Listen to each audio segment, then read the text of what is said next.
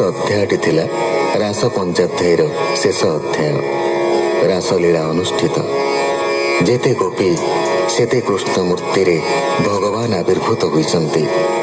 प्रति श्रीकृष्ण प्रति गोपी परस्पर कंठ आलिंगन करिछन्ति। मंडलाकार रे एका संगरे नाचिछन्ति। लक्ष लक्ष सोनाहार मझिरे लक्ष लक्ष नीलकांत मणि। श्रीकृष्ण रूप छटारे स्वर्ग मर्त्य प्लावित करी रास महोत्सव करिछन्ति। शेषकु सैकत लीला परे जल क्रीड़ा अनुष्ठित होइछि। परीक्षित उवाच भो मुनि असंभव वाणी संशय लागिला तो शुणी। मनुष्य अंशे जात होई अखिल ब्रह्मांड गोसाई। अधर्म नाशिबार आसे जात होइले जदु वंशे। धर्म पालक नर हरि से किंपा अधर्म आचरी। जगत जन गुरु पिता नीति अनीति अधिष्ठाता। जा नाम मुकति पसरा से किंपा कले परदारा। महानिसारे जले पशि क्रीड़ा कले तो ब्रह्म राशि। वेद विरोधी कर्म करी निषेध बंध परिहरी। संसारे नुहइए भल कर्म कांड को जेहु सल। सुकवाच सुर राजन भागवत ए बड़ लोकंकर मत। एहांक कर्म विपरीत जेणु एते जे बलवंत। तेणुटी दश गुण नाही अग्नि देशने सर्वदहि। सत्य पुरुष आत्मारत आपरि अक्षय जगत। तू अभावेद कर्म कहु वेद पादरु जन्म जेहु।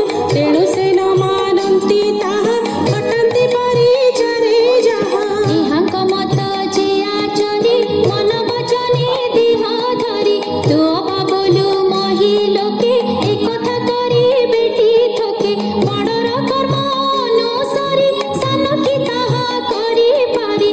जेबे करिबे बड़ मणि नाश होइबे तत्क्षणे। जलधि मंथनर विष रुद्र आने नाही ग्रास। कृष्ण जे धइले मंदर द्वादश जुण गिरिवर। आनर शक्य नहि करी अंगुली अग्रे गिरि धरी। एहांक वचन हि सत्य आनन करन्ति हेमंत।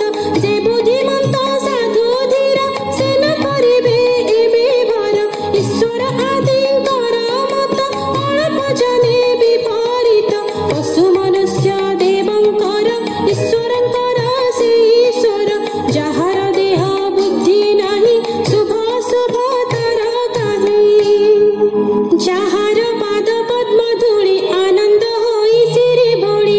ନିଶ୍ଚଳ ଯୋଗୀ ଶ୍ରମ କରି କର୍ମ ନାଶନ୍ତି ବ୍ରହ୍ମଚାରୀ। ଯାହାର ପଦ୍ମ ପାଦ ପାରି ଆନନ୍ଦେ ଶିବ ଶିରେ ଧରି। ତାହାର ଜନ୍ମ ବନ୍ଧ ନାହିଁ ଇଚ୍ଛା ସମ୍ପଦ ଯାର ଦେହି। ଗୋପୀ ଗୋପାଳ ଆଦି କରି ଜନ୍ତୁ ଜୀବନ ଯେ ଆବରି। ଜଗତ ଜନ ତାରି ବାରେ ଯେ ଜାତ ମନୁଷ୍ୟ ଶରୀରେ। ତାର ଚରିତ ମନେ ଚିନ୍ତି ଭକତି ପଥ ଆବରନ୍ତି। ଶୁଣ ରାଜନ କୃଷ୍ଣ ରସ ବ୍ରହ୍ମ ଜାମିନି ହେଲା ଶେଷ। ଏମନ୍ତି ରଜନୀ ପାହିଲା ଗଗନେ ଅରୁଣ ଦିଶିଲା। କୃଷ୍ଣର ଅଙ୍ଗ ସଙ୍ଗ ପାଇ ଗୋପୀ ଗଲେ ତୋଷ ହୋଇ। ପୁରାଣ ଶିରୀ ଭାଗବତ ବେଦର ମଧ୍ୟ ସାରସ୍ୱତ। ସୁକ କହିଲେ ଯେଉଁ କଥା ଶୁଣିଲେ ଛାଡ଼େ ଭବ ବ୍ୟଥା। ଶ୍ରୀକୃଷ୍ଣ ଗୋପ କ୍ରୀଡ଼ା ରସ କହଇ ଜଗନ୍ନାଥ ଦାସ। ଇତି ଶ୍ରୀମଦ୍ଭାଗବତେ महापुराणे पारमहंस्यां संहितायां दशमस्कन्धे पूर्वार्धे रासक्रीडा वर्णनं नाम चतुस्त्रिंशोऽध्यायः। सुक उवाच कहन्ति सुक पुण्यकर्मा। शुण हो श्रीकृष्ण महिमा। दिने नंद आदि लोके तीर्थ उत्सव कौतुके। अंबिका पूजार विधाने गोपी गोपाल तोष मने। सकटे नाना द्रव्य भरी गोपु बाहार नर नारी। कानने मिलिले सकले निर्मल सरस्वती कूले। नंद सुनंद आदि करी गोपर जेते नर नारी।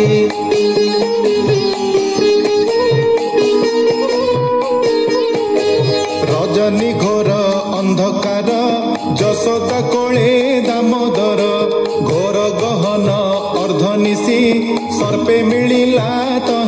ବସି କେହି ନ ଦେଖିଲେ ନୟନେ ମିଳିଲା ନନ୍ଦର ଶୟନେ ମୁଖ ବିସ୍ତାରୀ ମହାକାଏ କୋପେ ଗିଳିଲା କଣ୍ଠ ଯାଏ ସର୍ପ ଉଦରେ ଥାଇ ନନ୍ଦ ବିକଳେ ଡାକଇ ଗୋବିନ୍ଦ ହେ କୃଷ୍ଣ ସର୍ପ ବଳିଆର ଗିଳିଲା ମୋହର ଶରୀର।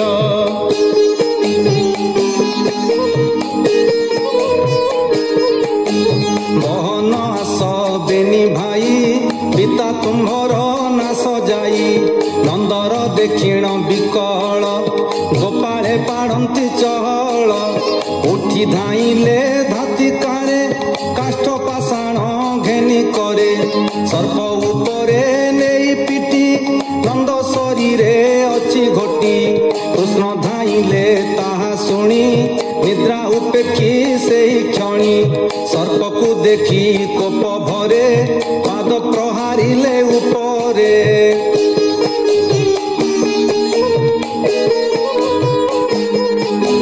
କୃଷ୍ଣର ଲାଗି ଶ୍ରୀପୟର ପ୍ରାଣ ଛାଡ଼ିଲା ଅଜଗର ତକ୍ଷଣେ ନିଜ ରୂପ ହୋଇ ତେଜେ ବିରାଜେ ବନ ଭୂଇଁ ଦିବ୍ୟ ପୁରୁଷ ଅବତାର ତୁଲ୍ୟ ନୁହନ୍ତି ବିଦ୍ୟାଧର ଗଞ୍ଜଇ ଦଶ ଦିଶ ଦେହେ ପଡ଼ିଲା କୃଷ୍ଣ ପଦ୍ମ ପାଏ ବୋଲନ୍ତି ଦେବକୀ ନନ୍ଦନ କୋମଳ ମଧୁର ବଚନ ଏତ ଅଟଇ ବିପରୀତ ସର୍ପ ଉଦରୁ ତୋର ଜାତ।